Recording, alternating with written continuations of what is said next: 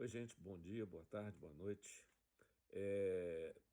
De volta aqui para a gente tentar fechar e amarrar a discussão sobre a nossa estrutura partidária, né?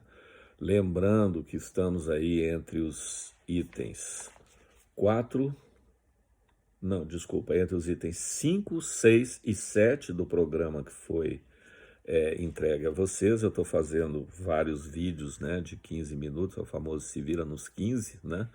Mas a gente vai e volta como é no curso presencial, ou seja, essa relação entre o passado e o presente, entre o revisitar as questões do presente com perguntas do passado, ou revisitar o passado com as questões do presente, é parte do curso, é parte da estrutura, é parte daquilo que caracteriza o chamado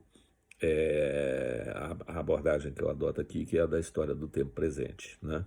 Então voltamos aqui para fazer, dessa vez, talvez pela última vez, um comentário sobre a falta de substância partidária e, eventualmente, comparar os dois golpes que geraram interrupções no governo, né? O golpe de 92 e o golpe de 2016, né? Que uma parte da esquerda insiste em dizer que só o golpe da Dilma foi golpe, e eu, particularmente, acho que foram dois processos de impeachment, e se tivermos que chamar de golpe, eu acho que os dois precisam ser habilitados na mesma categoria, né? Por quê? Porque, do ponto de vista formal, o procedimento foi idêntico. Do ponto de vista da celeridade, o processo foi até mais rápido, no caso Collor. E do ponto de vista político, o processo foi idêntico, né? Collor nunca foi condenado. Havia uma série de insinuações como contra Dilma, né? Havia uma série de desconstruções que foram levadas diuturnamente a cabo pela Globo e pela Veja, né? Uma revista, uma publicação escrita que na época era poderosíssima, Veja, né? Na época a cultura da leitura era muito mais intensa do que hoje. Você ia para uma sala de espera de consultório, de dentista, de escritório, de uma sala de espera de aeroporto. Ninguém ia para o próprio celular e ficava lendo tudo que lhe interessasse na sua bolha, né? A revista Veja, então, ela tinha uma tiragem de, sei lá, 1 milhão e meio de exemplares por semana, e essa leitura se multiplicava por 10, porque ela ia parar em consultório de dentista, em saguão de aeroporto, nas casas de família, numa família, 5, 6 pessoas liam, porque inclusive o conteúdo jornalístico de uma revista tem essa característica, né? De poder ser lido a qualquer tempo, né? E obviamente tem um segmento de atualidades forte, mas tem também as reportagens, que são as chamadas matérias de fundo, né? Vocês querem um bom exemplo de uma boa revista? A revista Piauí, né? Que é excepcional. É hoje, na minha opinião, a melhor revista. Perdão, não é Covid, fiquem tranquilos. A revista Piauí, que é uma revista muito sofisticada, refinadíssima, com artigos enormes, imensos, que são um bônus para o leitor, né? Qual é a característica básica? Análise, ambição analítica e uma escrita elegante, fluida, um bom português, né? Não é o caso da Veja, com certeza não era, mas a Piauí hoje é isso. Eu recomendo para todo mundo que quiser realmente mergulhar no universo intelectual mais fundo, que assine ou leia periodicamente a Piauí naquilo que for de domínio público, porque é uma revista muito excepcional. E o mecenas dela é um jovem não, um herdeiro banqueiro, né? Um dos irmãos Salles, que eu sempre digo, e que são pessoas importantes para a nossa república, né? O rico ilustrado também é importante, né? A gente viu essas manifestações já em blocos anteriores. Mas voltando aqui, o que aconteceu com Dilma, com o, o Fernando Collor, né? Nos golpes de 92 e 2016, né? Eles perderam base, eles perderam capilaridade entre os políticos, eles perderam a capacidade de dialogar com os políticos. Eu costumo dizer, e não vai aqui nenhuma crítica pessoal, né? Para quem teve vivência partidária dentro ou fora do PT, fica patente. Quando a Dilma escolheu para fazer a coordenação política dela, a Ideli Salvati e a Gleice Hoffmann, que foi uma coisa meio, né, as mulheres no poder, ela escolheu uma péssima coordenação política. São pessoas que não têm capacidade de dialogar. Um coordenador político, possivelmente, hoje, o Bolsonaro tem um ghost aí trabalhando, que não está aparecendo nas mídias, mas que é o cara que fala em nome dele, que constrói acordos em nome dele. Coordenador político é bom não aparecer demais, não só na mídia, como também perante os inimigos. O coordenador político é o cara que tem esse habilidade, esse savoir-faire, né? O Lula fazia seu próprio governo, ele fazia sua própria coordenação política, a FHC também, mas eles contavam com figuras importantes, né? Nessa assessoria de ponta aí para costurar os acordos, para alinhavar aquilo que eles decidiam no atacado no varejo da política. A Dilma nunca quis fazer isso, ela nunca desejou, ela achava que tinha um mandato absoluto.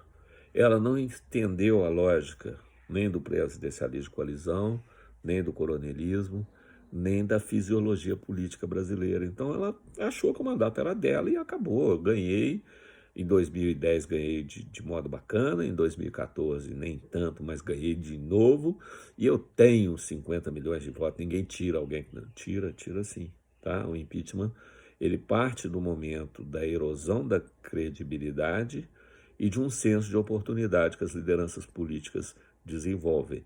Para isso, basta ter um vice de plantão disponível para fazer o serviço sujo. Itamar Franco foi isso. O Michel Temer também. Precisa haver uma forte coordenação política no Congresso para efetuar esse processo de derrocada. E precisa um presidente ou uma presidenta completamente inábil para não perceber o que estava acontecendo no seu entorno. Quando percebeu, tarde demais, né? A política brasileira tem essas coisas estranhas, né? Como eu disse. Eu citava um exemplo na época do impeachment da Dilma, que era dois exemplos que eram geniais, né? O governo de São Paulo, que era já há décadas tem sido sob titularidade do PSDB, né?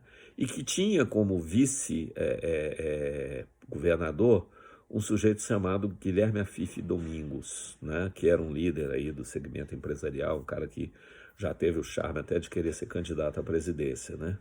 E durante o tempo que o Guilherme Afif Domingos era vice-governador de São Paulo, ele foi convidado a assumir a Secretaria de Pequenos Negócios do Ministério da Fazenda no governo Dilma. Então nós tínhamos um paradoxo engraçadíssimo, que o sujeito era vice-governador de São Paulo durante a manhã, de tarde ele embarcava para Brasília e era membro de um cargo de confiança do governo Dilma, que é no mínimo estranho, né? Aqui em Minas nós tínhamos o Alberto Pinto Coelho, que era vice-governador do PSDB também, e que era ligado ao malufismo, né? Então são construções e coalizões estranhas que se rompem com muita facilidade. Aliás, o exemplo, né, o Guilherme Afif Domingos, ele está no governo Bolsonaro até hoje, ou seja, ele achou uma senda aí para trabalhar e está no governo até hoje.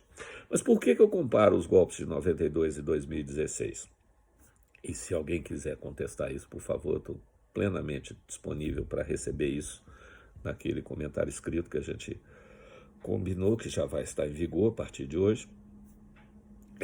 Se quiser também gravar um vídeo e tiver uma substância, uma coerência política, manda para mim que eu eventualmente posso postá-lo, né?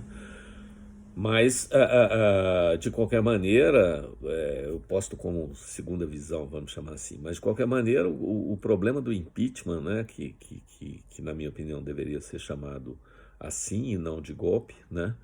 Se tiver que ser usado o termo golpe para 2016, tem que ser usado para 92 também. Esse é o nosso compromisso de historiadores com a objetividade. E eu sou testemunha ocular, eu vi aquilo tudo acontecer em 92 e 2016, né? Em 92 eu participei ativamente do Fora Collor, né? Me lembro até hoje, caminhão de som, gritando, palavra de ordem chulas, caminhão de som da CUT, tá? Lá em Mariana, sindicato metalúrgico, de mineradoras, né? E um militante lá no alto do caminhão de som, Rosane, homofóbico não, desculpa, misógino, tá? Altamente misógino e machista, mas eu cito como fonte, como documento histórico e não como opinião. Mas tinha um líder lá do movimento sindical: Rosane, sua galinha, me conta quem pagou tua calcinha. Era uma palavra de ordem, fecha aspas, né? Fica lá o sindicalista lá nos anos 90, né? Era uma palavra de ordem que replicava o fato de que foram encontrados indícios da compra de lingerie da Victoria's Secrets com dinheiro de sobra de campanha, né? PC Farias teria pago parte da vestuário, da indumentária íntima da primeira-dama, né? É um processo de desconstrução, né? Desconstrução de imagem, desconstrução política, né? Chegou-se a veicular, isso é o Facebook da época, não existia Facebook, nem as redes sociais tinham esse poder todo, mas corria a boca pequena de que o Collor era um cheirador de cocaína inveterado, que ele tinha cheirado tanto que nem nariz ele tinha mais, que ele injetava pelo ânus. Eu sempre achei estranha essa coisa, mas foi um processo de desconstrução, né? Collor ladrão, Collor ladrão, Collor ladrão. Aquilo vai sendo repetido até erodir a credibilidade. Quando o cara chega no indicador de aceitação popular, de aprovação popular, próximo de 10, 15%, o impeachment é inevitável, porque sempre haverá alguém de plantão para tirar um benefício disso. Então, essa desconstrução prévia que a Rede Globo e a Veja fizeram em relação ao Collor foi muito parecida com a desconstrução que fizeram em relação a Dilma, né?